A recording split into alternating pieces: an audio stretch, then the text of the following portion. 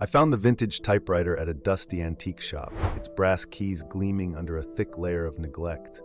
It was a beautiful relic, so I brought it home without a second thought. The first night, I heard the soft clacking of keys from my study. When I approached, a freshly typed page lay in the carriage. Sarah hides her guilt under layers of smiles. Sarah was my best friend, always cheerful, but recently she'd been distant. The next night, another message appeared. Mark's secrets are buried deeper than his lies. Mark, my coworker, had always been an enigma. As days went by, each message revealed darker and more sinister truths about those around me, secrets I could never have known. The final message was the most chilling. You are next. My blood ran cold as the typewriter began typing on its own, keys hammering out my deepest, darkest secret. I watched, paralyzed, as it exposed a truth I now